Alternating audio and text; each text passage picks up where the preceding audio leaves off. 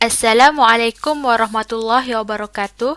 Kami daripada kumpulan 5 ingin membentangkan tentang prinsip pembelajaran pelaziman klasik, pelaziman operan dan pelaziman kognitif. Isi kandungan yang terdapat di dalam slide ini ialah tokoh-tokoh teori behaviorism, teori pelaziman klasik, teori pelaziman operan dan teori pelaziman kognitif. Bahagian 1, tokoh-tokoh teori behaviorism. Pelaziman klasik, tokohnya ialah Pavlov dan Watson, manakala pelaziman operan ialah Thorndike dan Skinner. Saya Muni Zafira dan sekarang kita akan masuk kepada teori pelaziman klasik. Teori pelaziman klasik ini dipelopori oleh dua tokoh iaitu Pavlov dan Watson. Untuk yang pertama, kita akan masuk kepada Pavlov. Nama sebenarnya ialah Ivan Petrovich Pavlov dan beliau merupakan ahli fisiologi berbangsa Rusia yang lahir pada September 1849 dan meninggal pada 27 Februari 1936.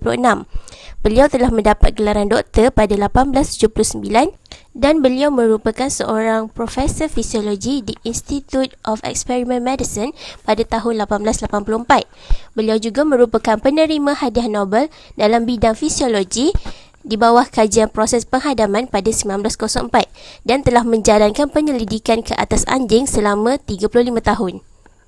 Okey, sebelum kita pergi lebih jauh, kita kenal dulu apa itu pelaziman klasik.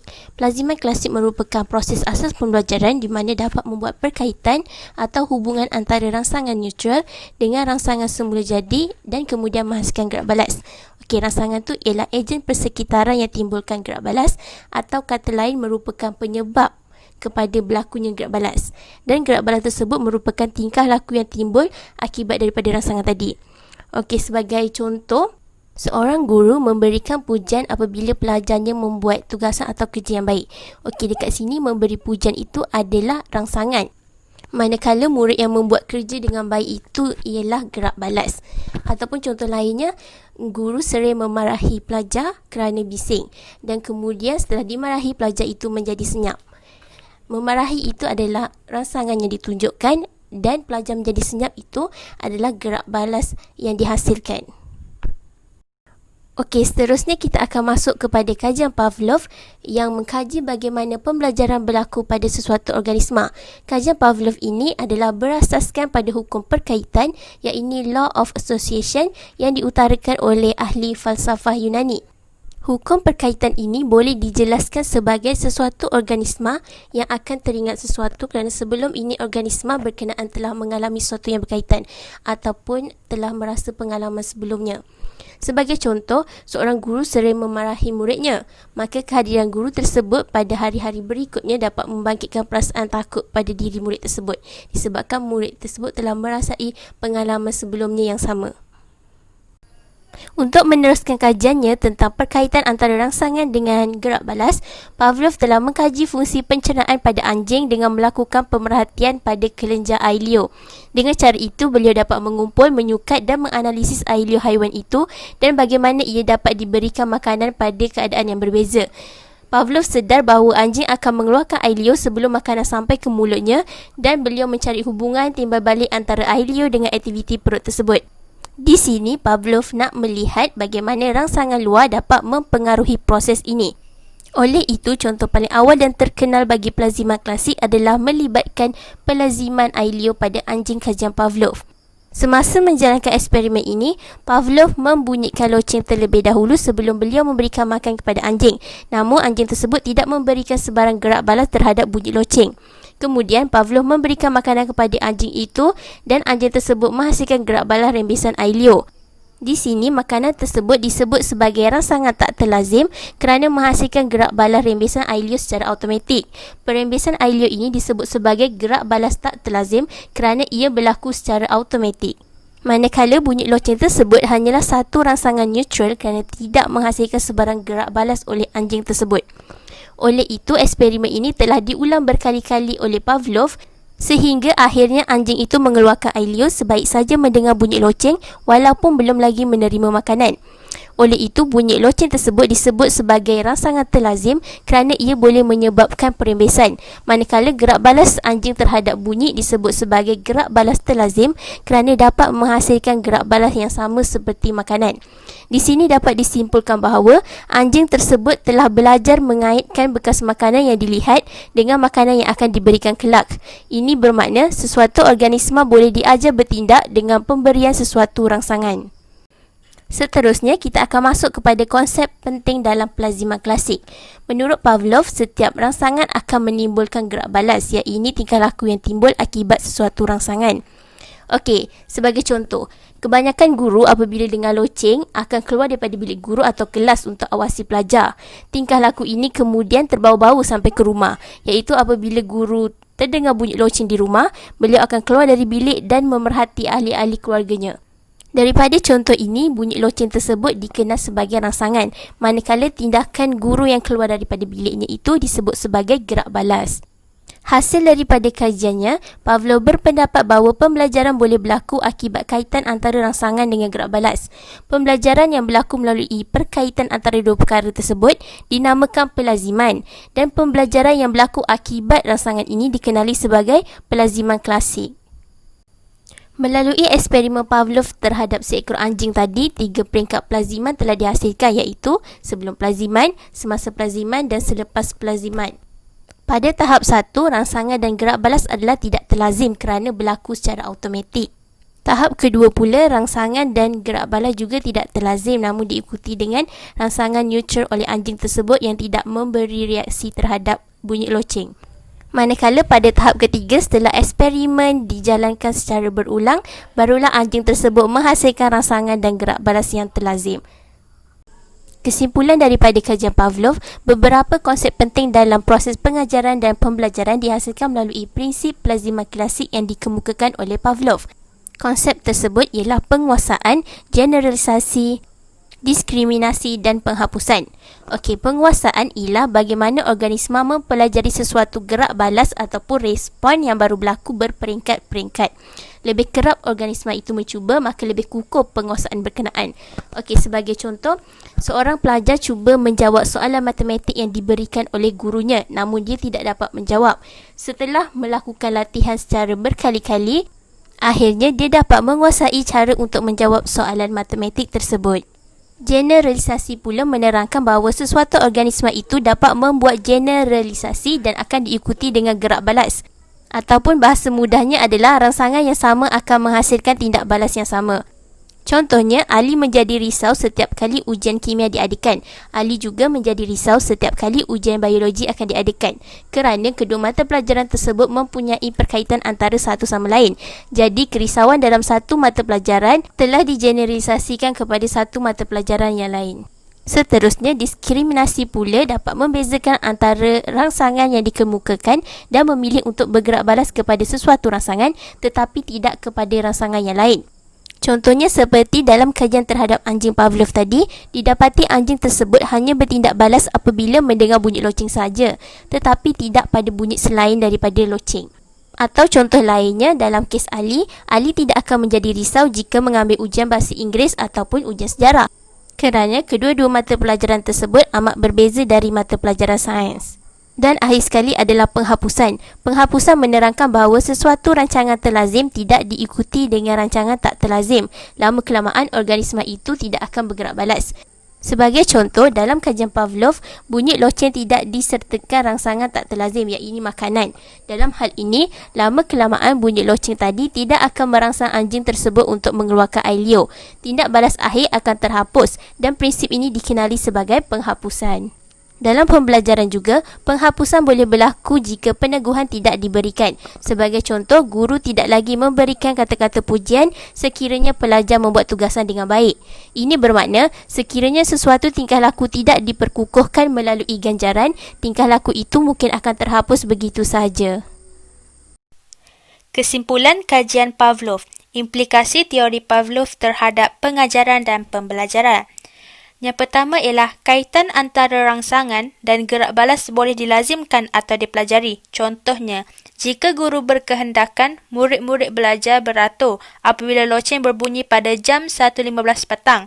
Amalan ini perlu diulangi sehingga bunyi loceng, iaitu rangsangan, dapat dikaitkan dengan amalan berbaris iaitu gerak balas pada lain kali. Apabila loceng berbunyi pada jam 1.15 petang, dengan itu murid-murid akan terus berbaris sebelum balik tanpa arahan guru. Yang kedua pula ialah kaitan antara rangsangan dengan gerak balas dapat diperkukuhkan melalui latihan.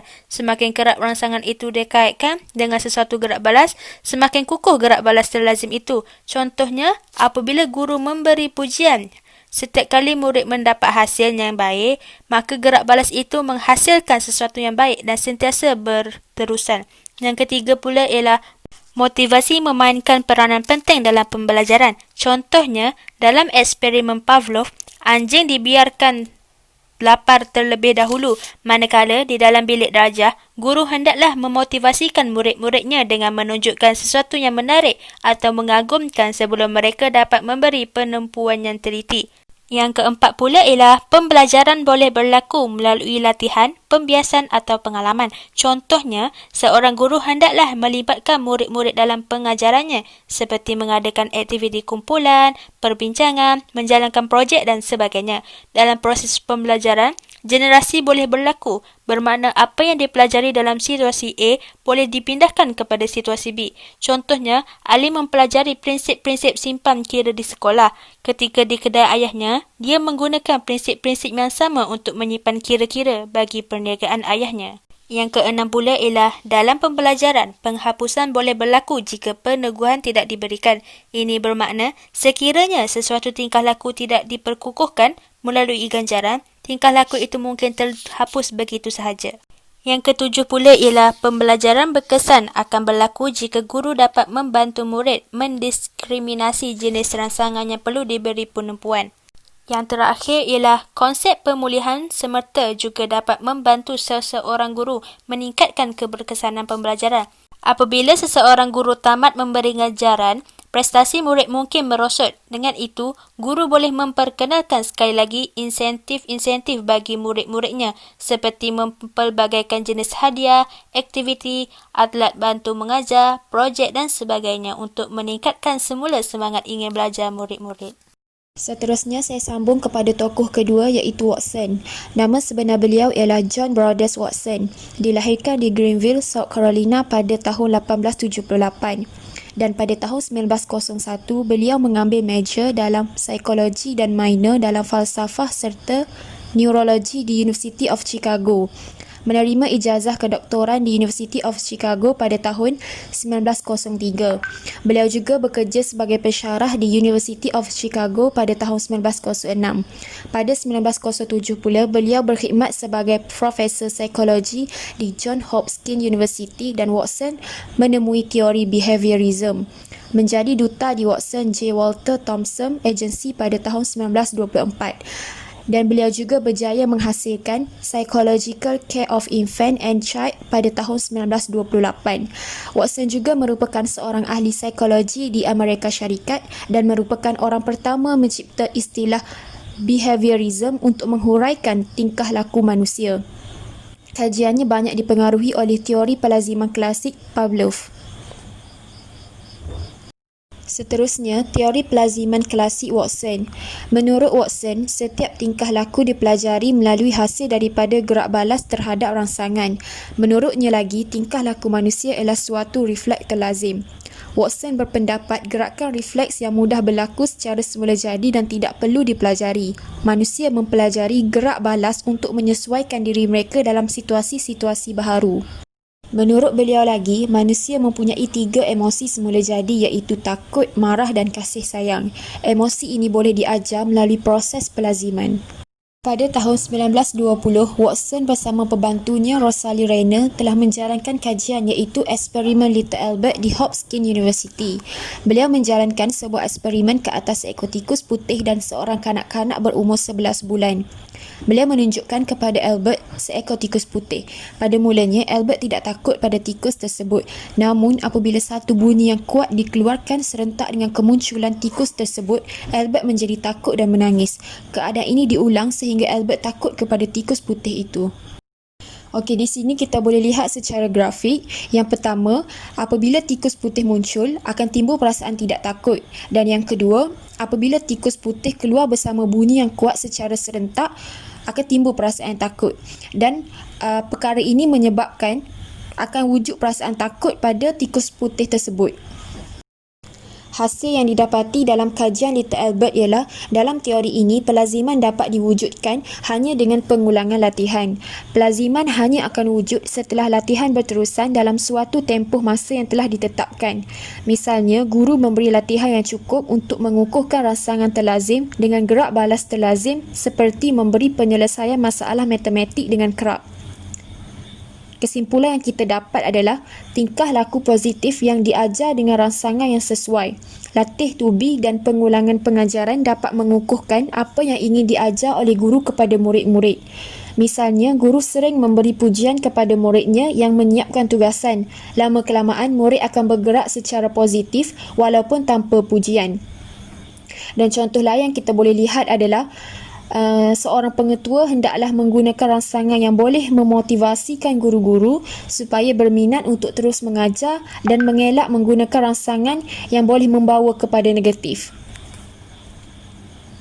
Seterusnya, saya Nurul Hazika akan menerangkan tentang teori pelaziman operan. Okey, salah satu tokoh atau pengasas bagi teori pelaziman operan ni ialah Thorndike. Thorndike ni merupakan manusia pertama yang memperkenalkan teori pelaziman operan ni. Nama sebenar beliau ialah Edward Lee Thorndike. Beliau dilahirkan pada 31 Ogos 1874 di Amerika Syarikat. Beliau merupakan warga negara Amerika dan menganut agama Kristian. Beliau telah mendapat pendidikan di Roxbury Latin, Wesleyan, Harvard dan Columbia.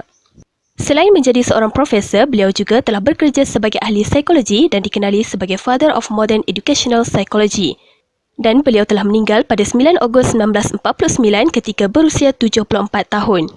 Seterusnya, kita beralih pula kepada sejarah teori pelaziman operan Thorndike. Teori pelaziman operan Thorndike adalah sedikit berbeza berbanding teori pelaziman klasik kerana dalam teori pelaziman klasik, organisma akan memberikan gerak balas terhadap rangsangan yang diberikan.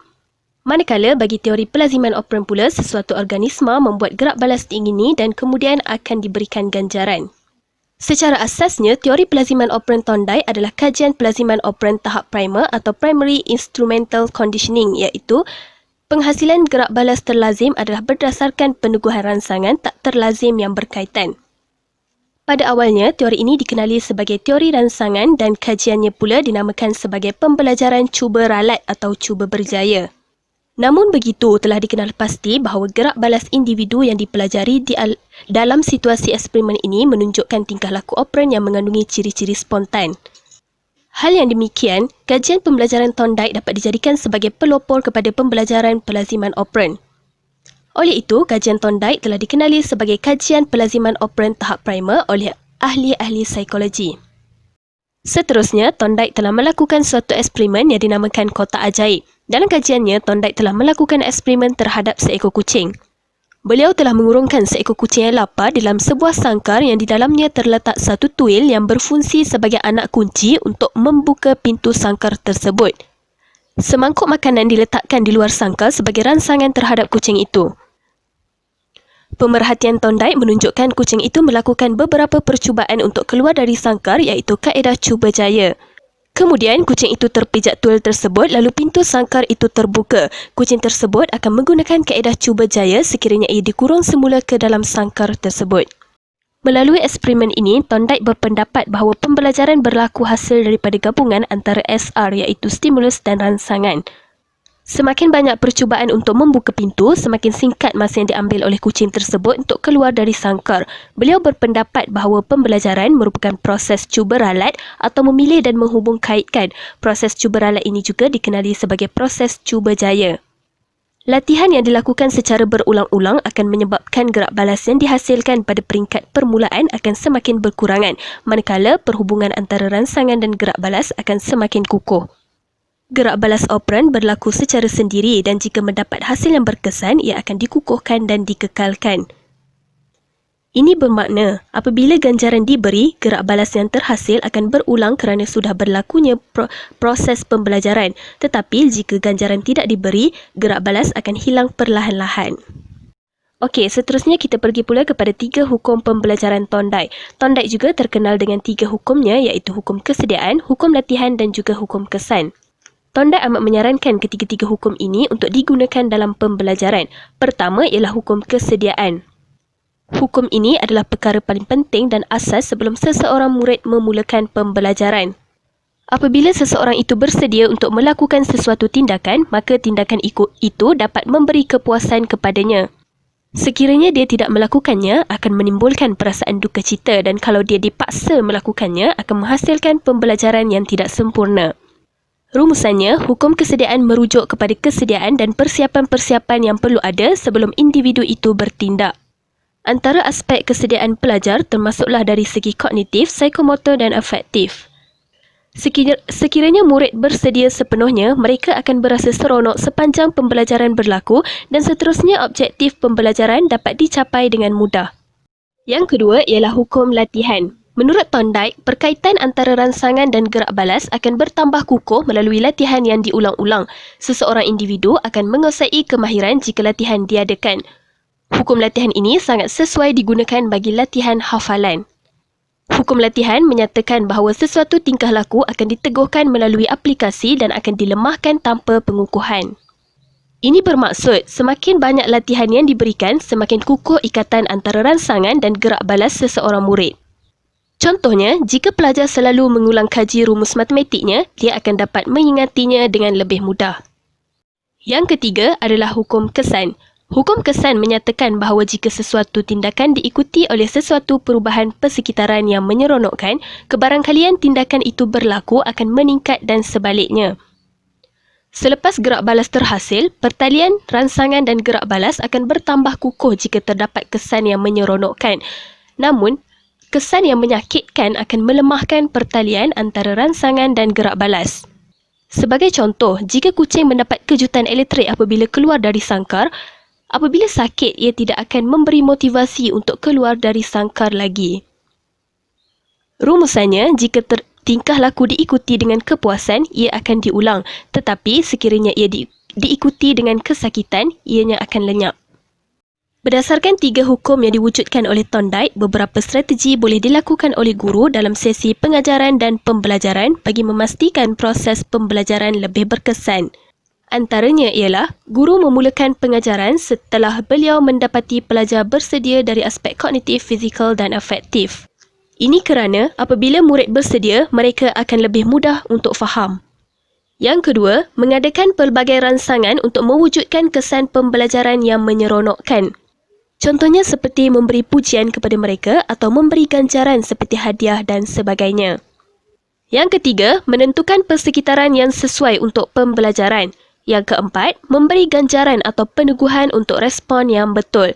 Dan yang terakhir, sentiasa menilai aspek kesediaan pelajar. Meningkatkan tahap kesediaan belajar. Pada masa yang sama, guru perlu memainkan peranan dalam menggunakan motivasi yang sesuai, mengukuhkan pertalian antara rangsangan dan gerak balas pelajar dengan memperbanyakkan aktiviti latihan, ulang kaji, aplikasi serta pengukuhan dalam keadaan yang menyeronokkan. Guru juga perlu memberikan ganjaran atau peneguhan untuk respons atau gerak balas yang betul daripada pelajar. Antara peneguhan yang boleh digunakan ialah sosial dan material. Yang terakhirlah, menekankan pemberian peluang kepada pelajar untuk menikmati kejayaan dalam pembelajaran mereka. Hai, Assalamualaikum warahmatullahi wabarakatuh. Saya Muhammad Syawal Syazwan bin Yusri, nama matrik 050213. Kita akan meneruskan perbentangan kita dan pada kali ini saya akan perkenalkan kepada anda tentang teori pelaziman operan. Sebelum kita menyingkap lebih jauh tentang teori pelaziman operan ini, lebih baik kalau kita lihat siapakah pelapor terhadap teori pelaziman operan ini. Kalau dapat anda saksikan pada slide ketika ini adalah sejarah Skinner pada tahun 1904 sehingga 1990 ataupun nama sebenar beliau ialah Burgess Frederick Skinner dan beliau dilahirkan pada 20 Mac 1904 dan juga menerima BA dalam kesusastraan bahasa Inggeris pada tahun 1926, kemudian menyambung PhD di Harvard pada tahun 1931 dan Beliau meninggal pada umur 86 tahun pada tarikh 18 Ogos 1990 kerana leukemia. Ini adalah sebelah sedikit biodata bagi pelapor teori pelaziman operan iaitu Burgess Frederick Skinner. Kita akan meneruskan dengan lebih jauh tentang pelaziman operan Skinner. Skinner telah pun melanjutkan usaha yang dilakukan oleh sahabat beliau sebelum ini iaitu Thorndike dalam kajian tentang pelaziman. Dan pelaziman operan Skinner ini adalah satu teori yang berasaskan kepada dua aspek iaitu rangsangan dan gerak balas yang dihasilkan oleh individu. Individu akan bertindak balas terhadap persekitaran yang dialaminya dan juga individu tersebut juga boleh mengubah persekitarannya sendiri. Dalam pelaziman operan Skinner ini juga ada mementingkan unsur motivasi dan ada satu prinsip yang ditekankan dalam pelaziman operan iaitu sesuatu tingkah laku yang diingini mesti diberi peneguhan. Pelaziman operan menekankan tentang hasil kesan akibat di mana kesan akibat ini akan membawa kepada tingkah laku seseorang itu sama ada tingkah laku A itu diteruskan atau diulangi atau tingkah laku tersebut menjadi sebaliknya iaitu mungkin ditinggalkan atau diberhentikan. Kesan akibat ini boleh berlaku dalam dua bentuk. Sama ada dalam bentuk ganjaran yang diterima maknanya benda baik ataupun dari segi hukuman bermakna tingkah laku itu adalah negatif. Itu merupakan pelaziman operan Skinner. Kita akan teruskan dengan eksperimen yang dijalankan oleh Skinner untuk melihat sendiri bagaimana pelaziman operan ini dijalankan. Iaitu diberi nama sebagai Skinner box. Baiklah. Seekor tikus yang lapar diletakkan ke dalam Skinner box ini yang mana Skinner box ini ada dengan alat penekan pada dindingnya. Kemudian, pada permulaannya, pada hari pertama, tikus yang lapar itu dia akan berlari ke sana dan ke sini sebab lapar. Kemudian, secara tiba-tiba, tikus tersebut terpijak alat penekan yang ada pada Skinner box tersebut dan bila terpijak sahaja alat penekan itu akan menyebabkan biji-biji makanan tikus tersebut akan terkeluar ke dalam kotak Skinner box. Proses yang sama diulangi beberapa kali sehingga tikus tersebut mendapati bahawa alat penekan dipijak maka dia akan mendapat makanan. Pada satu hari yang berikutnya, Skinner memutuskan hubungan antara makanan dengan alat penekan tersebut. Ini menyebabkan bila tikus tadi terpijak alat penekan itu tidak akan mengeluarkan makanan. Ini menyebabkan tikus itu berhenti daripada menekan butang tersebut. Apa maknanya daripada eksperimen yang dijalankan ini? Beberapa dapatan yang kita boleh perolehi melalui kajian Skinner box ini. Yang pertama ialah perbuatan menekan butang daripada tikus tadi di kotak Skinner box untuk mendapat makanan kita menyebut sebagai pelaziman operan. Pembelajaran melalui cara ini disebut pembelajaran melalui pelaziman.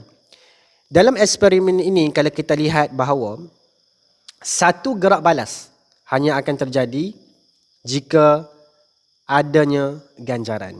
Gerak balas itu akan berlaku secara berulang jika dia mendapat sebarang ganjaran. Sebagai contoh, kita lihat dalam eksperimen ini yang dijadikan ganjaran adalah biji-biji makanan yang akan diperolehi oleh tikus tadi. Kalau ganjaran tadi diberhentikan ataupun kita putuskan hubungan untuk mendapatkan ganjaran itu, jika tikus itu menekan butang, dia tidak mendapat makanan, maka gerak balas yang dilakukan oleh tikus itu juga akan terhapus. Maknanya di sini, jika tikus itu menekan butang, tidak mengeluarkan makanan, maka selepas itu, tikus itu akan berhenti daripada berbuat demikian. Dalam eksperimen ini juga nak menunjukkan kepada kita tentang konsep peneguhan. Skinner menjelaskan bahawa peneguhan ini akan boleh menjadi dua sifat, iaitu sama ada sifat negatif ataupun sifat positif. Sebagai contoh, penugahan sifat positif adalah melalui pujian, ganjaran yang diterima, hadiah, kata-kata ataupun sokongan positif yang diterima oleh seseorang. Sebagai contoh, kalau kita lihat bagaimana pentingnya satu pujian ataupun dorongan positif ini daripada seseorang kepada seseorang yang ingin berjaya. Sebagai contoh, kalau kita lihat seorang pelajar ini bukanlah pelajar yang cemerlang dalam kelas. Namun, apabila seseorang guru itu sentiasa memberi kata-kata positif, memberi semangat, memberi pujian dan pujian, di mana pujian ini akan memberi kesan kepada pelajar tersebut untuk terus berusaha menjadi pelajar yang terbaik. Walaupun pada hakikatnya, pada awalnya, pelajar itu tidak mengetahui kebolehan yang ada pada dirinya. Tetapi, untuk penugahan negatif, kita tidak boleh menyatakan bahawa penugahan negatif itu adalah hukuman ataupun denda yang diberikan kepada seseorang. Kita akan teruskan dengan kesan tingkah laku. Ada dua kesan tingkah laku yang akan berlaku, iaitu pertama, peneguhan, di mana peneguhan ada dua jenis, iaitu peneguhan positif dan peneguhan negatif. Kesan tingkah laku yang kedua adalah dendaan, iaitu dendaan tarik dan dendaan beri. Di sini anda dapat saksikan satu jadual peneguhan Skinner. Peneguhan ada dua, peneguhan berterusan dan juga peneguhan berkala. Di bawah peneguhan berkala tersebut, anda akan lihat ada nisbah dan juga masa. Di bawah nisbah kita ada nisbah tetap dan juga nisbah berubah, di mana masa juga ada masa yang tetap dan masa yang berubah. Kita akan lihat seterusnya tentang peneguhan positif. Yang dimasukkan dengan peneguhan positif ialah dengan memberikan sesuatu ganjaran setelah perlakuan seseorang itu ditunjukkan, yang mana perlakuan itu akan menyebabkan diulangi ataupun diperkuatkan lagi pada berikutnya. Dalam bilik darjah, penugahan positif ini diberikan sebagai salah satu bentuk motivasi dalam aktiviti pembelajaran dan pengajaran ataupun PNP. Kita akan lihat bagaimana tingkah laku. Pelajar kemukakan soalan dengan baik, kesan dan akibatnya, guru tersebut akan memuji pelajar itu kerana bertanyakan soalan. Tingkah laku pada masa hadapan, pelajar tersebut akan lebih banyak bertanya soalan kepada cikgunya kerana mendapat penugahan positif daripada gurunya tadi.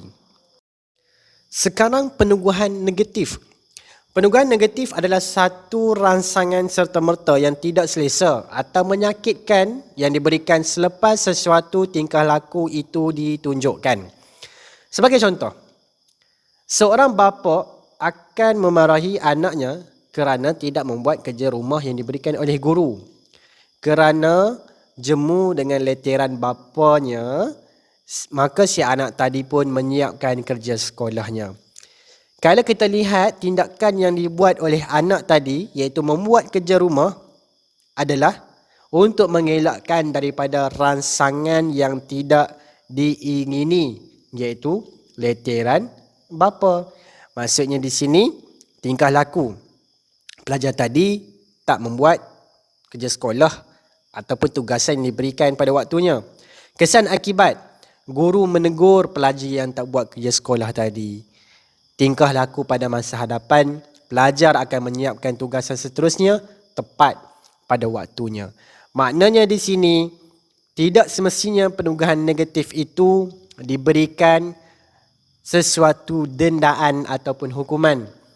Mungkin juga kalau kita lihat bagaimana contoh tadi, si anak tadi membuat kerja rumah kerana tidak mahu ayahnya terus berleter kepadanya, yang mungkin akan mengakibatkan dia rasa stres dan bingit telinganya kerana mendapat leteran si ayah. Tapi kalau dapat leteran si ibu, saya rasa lebih menyakitkan telinganya. Assalamualaikum warahmatullahi wabarakatuh. Saya Ahmad Amin bin Yahya 051256.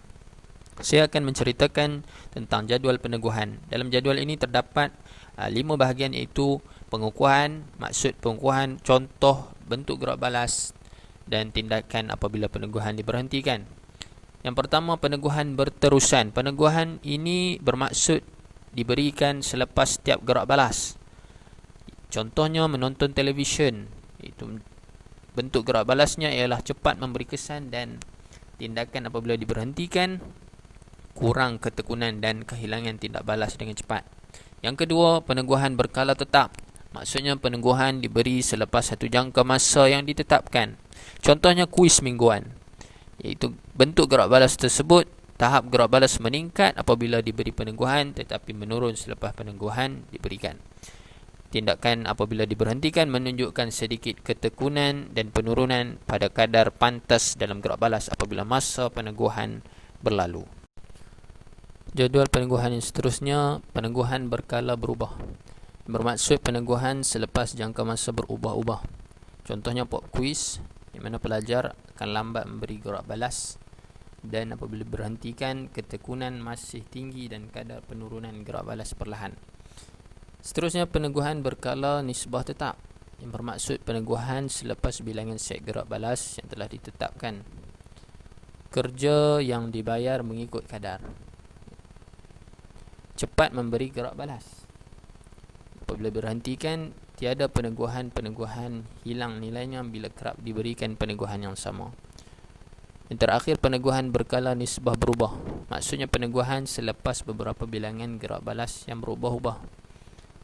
Contohnya mesin yang mengeluarkan tiket apabila dimasukkan wang. Gerak balas yang sangat tinggi dan masih menunjukkan gerak balas walaupun peneguhan tidak diberikan. Apabila ia diberhentikan, kekal tinggi. Seterusnya masuk ke bahagian dendaan. Dendaan adalah satu proses atau tata cara untuk melemahkan atau mengurangkan berulangnya tingkah laku yang tidak diingini. Denda ni kata untuk mengurangkan apa yang kita tak mahu tersebut. Tegasnya, dendaan adalah kesan negatif yang membawa kepada pengurangan dalam kekerapan berlakunya tingkah laku tersebut. Contohnya, pelajar membuat bising dalam kelas.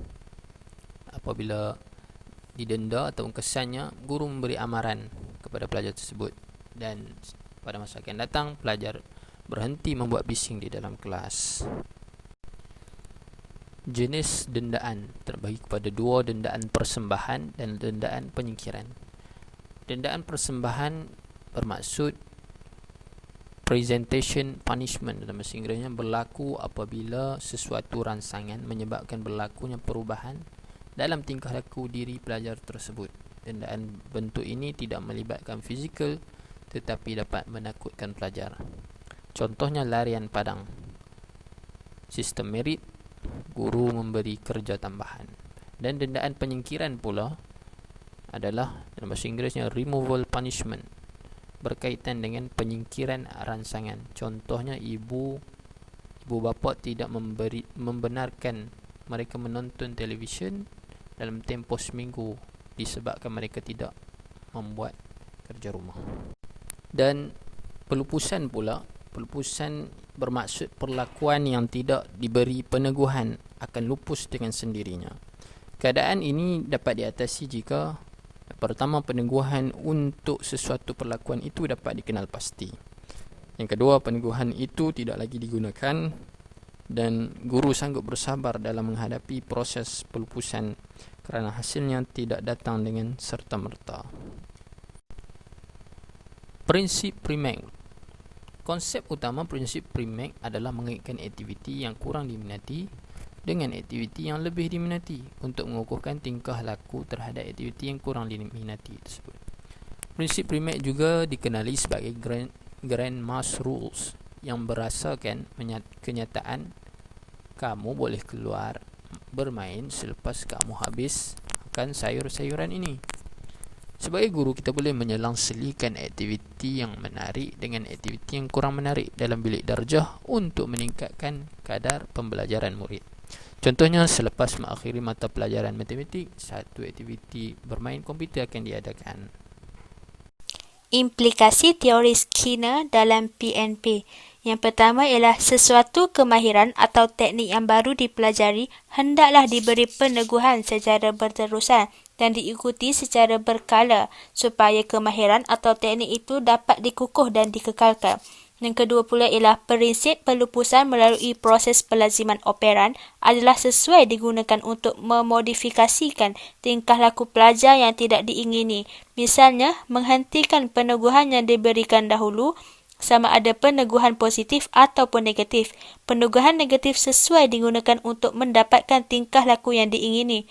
Yang ketiga ialah guru juga perlu membantu pelajar menguasai konsep diskriminasi melalui proses pelaziman operan supaya mereka memperoleh ilmu dan kemahiran dengan tepat.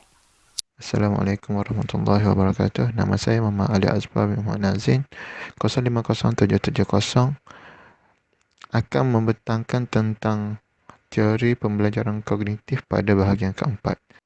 Ahli kognitif lebih menekankan kepada proses mental seperti penyelesaian masalah, ingatan dan bahasa. Pembelajaran menurut psikologi kognitif ialah perubahan dalam struktur mental yang membolehkan pelbagai tingkah laku yang ditunjukkan. Teori pembelajaran kognitif juga menerangkan tentang pembelajaran sebagai perubahan proses mental yang berlaku secara aktif. Terdapat 7 prinsip teori pembelajaran kognitif. Yang pertama ialah otak manusia aktif berfikir untuk memahami persekitaran. Yang kedua ialah pembelajaran dan perkembangan bergantung kepada pengalaman individu. Yang ketiga pula ialah pelajar membina pengetahuan bukan merekodkan. Yang keempat, pengetahuan memberi makna kepada pengalaman. Yang kelima, pengetahuan yang dibina bergantung kepada pengetahuan sedia ada pelajar. Yang keenam pula ialah pembelajaran meningkat dalam persekitaran sosial yang sesuai. Dan yang terakhir ialah pembelajaran memerlukan latihan dan maklum balas. Wolfgang Kohler merupakan salah seorang perintis kepada teori pembelajaran kognitif. Beliau merupakan ahli psikologi yang merupakan salah seorang pengasas psikologi Gestalt bersama Kafka. Beliau mendapat pendidikan di Universiti Berlin dan menghasilkan buku The Mentality of Apes. Teori terkenal beliau ialah pembelajaran celik akal, khususnya proses menyelesaikan masalah. Ketika Perang Dunia Pertama 1914, beliau melakukan kajian ke atas 5 ekor chimpanzee yang diberikan nama iaitu Chicha, Grande, Konsul, Rana dan Sultan di Tenerife, Pulau Canary. Dan hasilnya mengikut kebiasaan, apabila berdepan dengan situasi yang bermasalah, haiwan akan berusaha untuk mencari perhubungan yang menuju ke arah penyelesaian. Uji kaji sultan dan pisang. Eksperimen satu Kohler yang menunjukkan seekor chimpanzee yang bernama sultan itu diletakkan di dalam sebuah sangkar bersama 2 batang buluh yang berbeza saiz. Pisang diletakkan di luar sangkar. 2 batang buluh tersebut tidak cukup untuk sultan mencapai pisang tersebut. Akhirnya sultan menyambungkan 2 batang buluh itu dan berjaya mendapatkan pisang yang berada di luar sangkar. Kohler pun meneruskan dengan eksperimen kedua iaitu sultan telah diletakkan dalam sebuah sangkar yang mengandungi beberapa kotak dan pisangnya digantung di luar pagar. Bila sultan tidak berjaya mencapai pisang itu, sultan pun menggerakkan sebuah kotak sehingga berada di bawah pisang. Akhirnya, sultan memanjat dan melompat dari atas kotak serta berjaya mendapatkan pisang tersebut. Berdasarkan eksperimen yang telah dilakukan oleh Kohler terhadap sultan dan juga pisang tadi, terdapat 3 perkara yang dapat dibuktikan oleh Kohler. Yang pertama ialah pembelajaran celik akal banyak bergantung kepada persepsi haiwan terhadap penyelesaian masalah yang sesuai. Yang kedua ialah pembelajaran celik akal tidak bergantung kepada pengajaran semata-mata. Yang ketiga pula ialah setelah satu masalah dapat diselesaikan, maka lebih mudah untuk menyelesaikan masalah yang lebih serupa. Prinsip pembelajaran celik akal ialah bila kita sering memperoleh penyelesaian terhadap masalah yang kita hadapi dengan cara yang agak mendadak, iaitu apabila kita kurang asyik memikirkan mengenai masalah tersebut. Konsep berfikir itu ditarifkan sebagai mencari dan berpegang kepada perhubungan antara 2 perkara. Okey, tokoh yang seterusnya ialah Jim Piaget. Beliau ialah ahli biologi dan psikologi yang terkenal atas sumbangan beliau dalam bidang perkembangan kanak-kanak dan pembelajaran. Mendapat pendidikan di University of Neuchâtel, University of Zurich. Beliau mengeluarkan buku The Psychology of the Child, The Moral Judgment of the Child. Ada banyak lagi buku yang beliau keluarkan. Beliau mengatakan kanak-kanak yang sedang membesar ni sering membina struktur kognitif, iaitu petamental, skema atau jalankan konsep yang mana bertujuan untuk memahami serta memberi respon terhadap pengalaman fizikal dalam persekitaran mereka. Struktur kognitif makin bertambah kompleks selaras dengan perkembangan yang dilalui. Okey, kita akan go through satu-satu. Okay, skema yang dimaksudkan tu ialah bentuk asas pengetahuan manusia dan merupakan potensi yang ada dalam diri manusia untuk melakukan sesuatu ataupun tindak balas dengan sesuatu. Jadi kanak-kanak yang mula membentuk skema ni daripada saat dia lahir lagi. Contohnya skema dia ialah gerakan menghisap, dia pandai nak memandang, dia boleh nak capai barang, dia boleh gerakkan tangan serta kaki. Itu skema waktu dia baby. Manakala asimilasi dan akomodasi ni kita pernah belajar, ialah satu proses perubahan struktur kognitif yang mana berfungsi apabila skema tu dia tak dapat nak amilasikan persekitaran baru yang belum lagi berada dalam kognitif kanak-kanak. Piaget ni dia anggap perubahan ni sebagai proses pembelajaran. Contohnya, kanak-kanak ni terjumpa ayam kan. Lepas tu dia pun cuba fikir dalam skema burung, tapi mendapati ayam tu tak boleh terbang. Maksudnya bayangan dia ialah ayam ni boleh terbang macam burung, tapi sebenarnya tak boleh terbang.